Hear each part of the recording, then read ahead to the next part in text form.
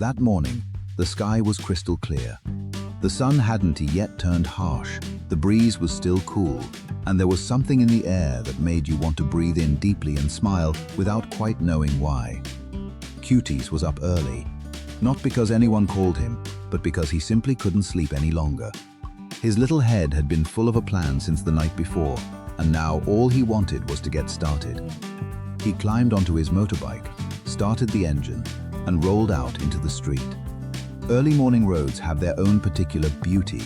Sparse, unhurried, filled only with the sound of the engine and the wind brushing past your ears. Cutis rode ve capitehat, his face bright and cheerful, his eyes lighting up ve capitehat each stretch of road. He wound from one street to the next, from one intersection to another, soaking in the feeling of a morning where everything was still just beginning. And then Cutis stopped. Ahead of him was a fruit stall. The stands were laid out in every color under the early sun. Red, yellow, green, orange, like a small painting set in the middle of the market. The scent of fresh fruit drifted out on the breeze, and Cutis knew at once. This was it. This was the first stop of the day. Cutis stepped up to the fruit stall with the air of someone carrying out an important mission. He didn't buy carelessly. Didn't he just point at something and take it? Cutis chose, one piece at a time, carefully and seriously, in the way that only someone who truly wants things to be perfect ever does. Apples. They had to be fresh, evenly red, heavy in the hand. He picked up each one, turned it over slowly, then either placed it in the basket or set it back, decisive as an expert. Tangerines, they had to be plump and firm, skin glossy, that warm orange-yellow color. He pressed one gently, lifted it to his nose and gave a satisfied nod. The vendor watched Cutis and couldn't help but smile. This little monkey was selecting fruit more seriously than most of the grown adults she'd ever sold to. Cutis bought a great deal: apples, tangerines, and a few other things he spotted that looked particularly fresh and that he thought everyone would enjoy. He filled one large bag, then added another. When he carried everything to the scale and paid, he stood looking at the pile of fruit before him with an expression of deep satisfaction, the look of someone who had just completed the first step of their plan perfectly. He loaded everything carefully onto his motorbike, covered it over, and rolled on. The morning was still young, and the plan was far from finished. While Cutis was busy with his market expedition, back at home, everything was moving at the quiet, unhurried rhythm of an ordinary morning. Sister Yến Nhi and BUEM were playing with the baby. The room was alive with laughter, with the baby's soft babbling, with the two of them playing and giggling together. The baby seemed especially cheerful that morning, bright round eyes, little arms and legs kicking with energy, breaking into the widest smile every time Yến Nhi leaned in close. BUEM sat nearby, making funny faces to coax out another laugh, then glancing toward the door every now and then, wondering about Cutis. Cutis had left for the market early in the morning and still hadn't he come back. And every time Cutis went off somewhere on his own, BUEM had this feeling, part curiosity, part anticipation, part absolute certainty that when Cutis returned, something interesting was bound to happen. Yến Nhi felt it too. She knew Cutis. She knew the way that little monkey liked to plan things, to keep secrets, to spring surprises that left the whole family both startled and helpless with laughter. She smiled quietly to herself, kept playing with the baby, and felt a warm, eager excitement building inside her, wondering what Cutis would bring home today. On the way home, Cutis didn't go straight back. He pulled up in front of a small roadside convenience store, a familiar little shop the whole family visited now and then for snacks and small things. Cutis stood before the glass display case for a moment, his eyes moving slowly across the rows of neatly arranged biscuits and sweets inside. He thought of Yến Nhi first. What did she like? Soft cakes or crunchy ones? Sweet or lightly salty?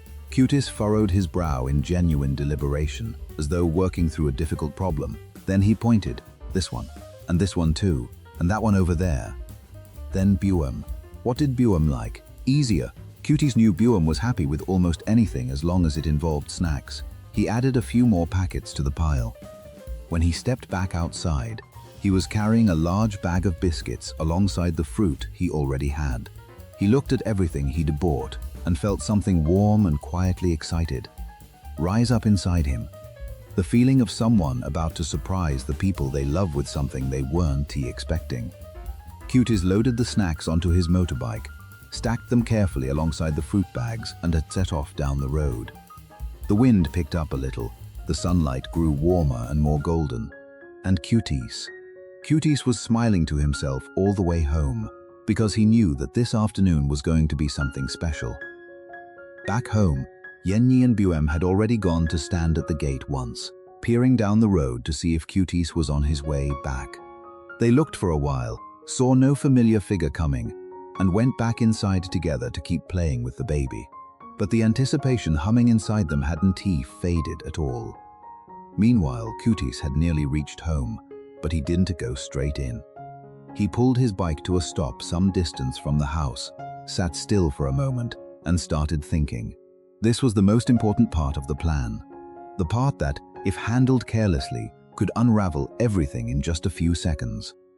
Mom didn't know Cutis had been out at the market since early morning. If he rode his bike straight into the yard, Mom would ask questions. And once Mom started asking questions, everything would come out. The fruit, the snacks, the picnic plan, and the whole thing would tear into a very different kind of story. Cutis didn't want that. He left the bike outside, a little distance from the gate, and walked in on foot, quietly, slowly. He peered through the gap in the gate before stepping through, checking where Mom was, what she was doing. No sign of her on the upper floor. Good. Cutis slipped inside and went straight to find Yến Nhi. The two of them sat down together, heads bent close, whispering. BUEM squeezed in too, ears up, listening intently to every word. The plan was simple. Yến Nhi would go downstairs and ask Mom if they could go outside to play.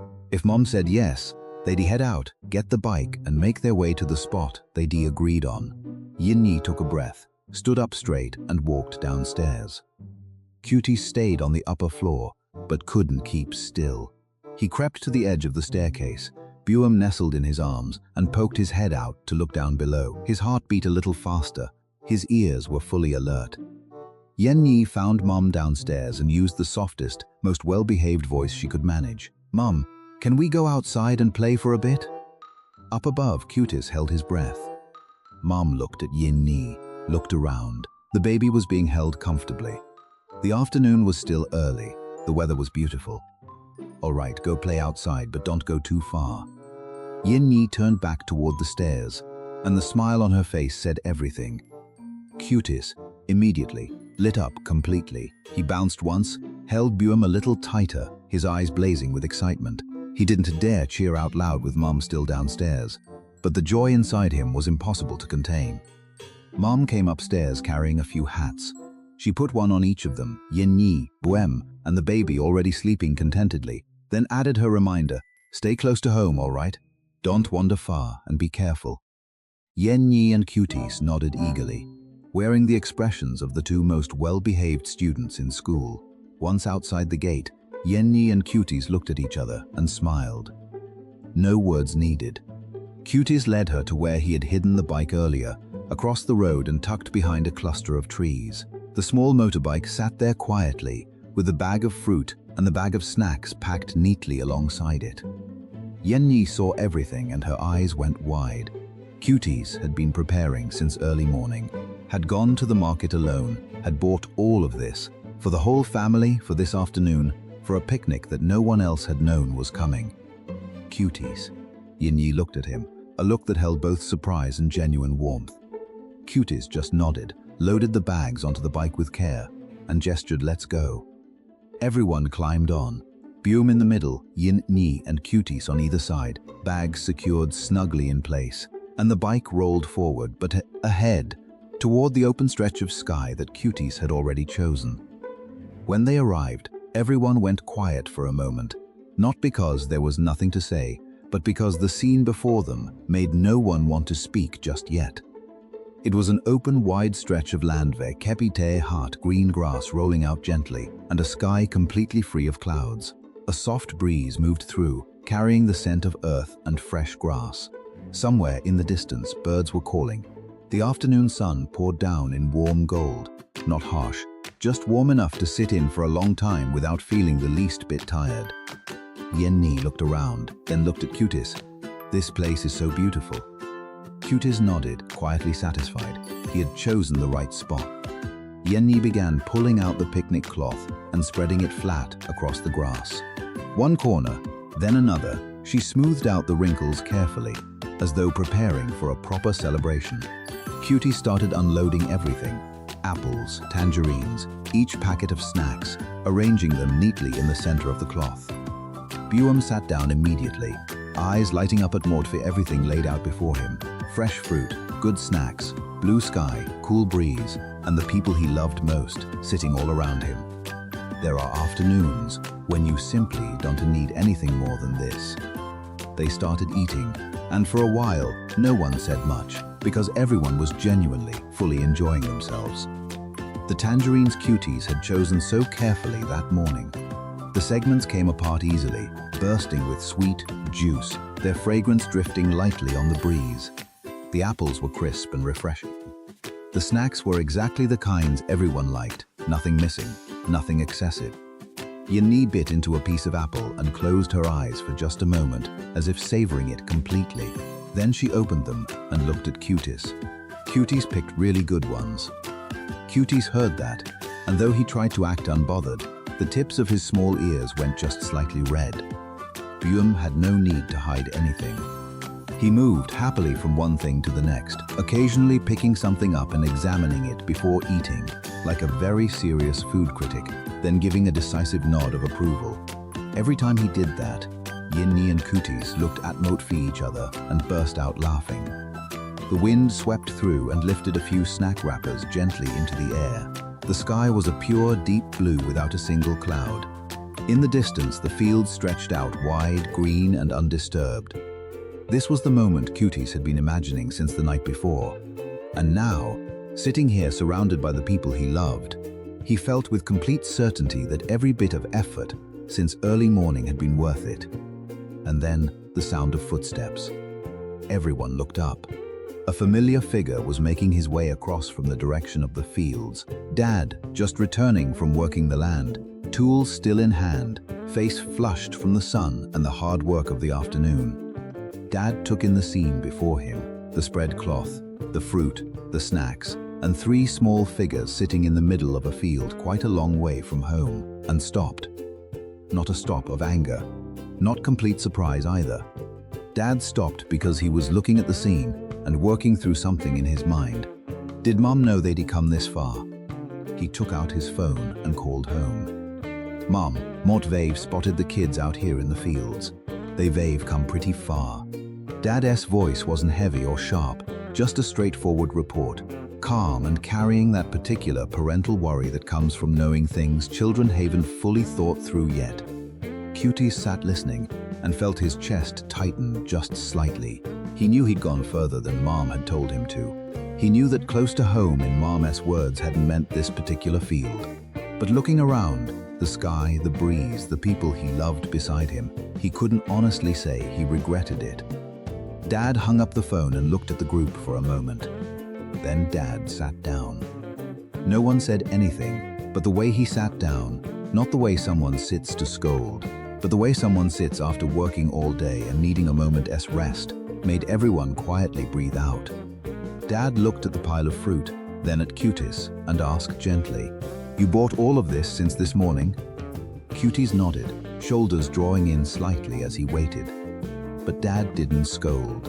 He just gave a small, slow shake of his head, the kind of shake that was half mild reproach and half helpless affection, then reached over and picked up a tangerine and began to peel it.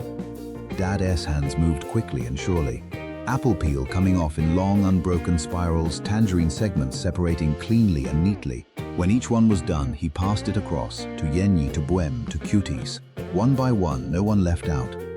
No one said very much. Just the sound of the wind, the soft rustling of the grass, and the quiet, gentle work of Dad peeling fruit. But inside that silence lived something warmer than any words could be. That feeling when a whole family sits side by side, beneath a wide open sky, and everything is simply all right. They sat like that for a long while, Dad, Yến Nhi, BUEM and Cutis. The afternoon sky began to soften into a pale, gentle gold. 4 long shadows stretched across the green grass.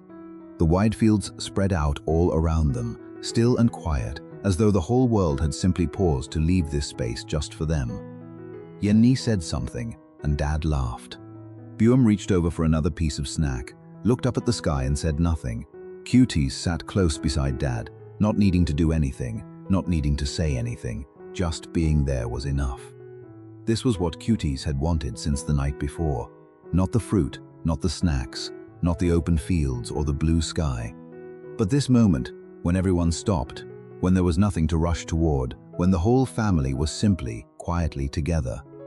Dad glanced at Cutis, then rested his hand gently on Cutis, said nothing. But Cutis understood. And Cutis, this time he didn't jump up, didn't call out with excitement, just sat very still and closed his eyes for a moment, to feel it fully, this rare and perfect thing, when everything is exactly right in a way that no amount of planning could ever quite prepare you for. Dad BUEM has never forgotten that afternoon.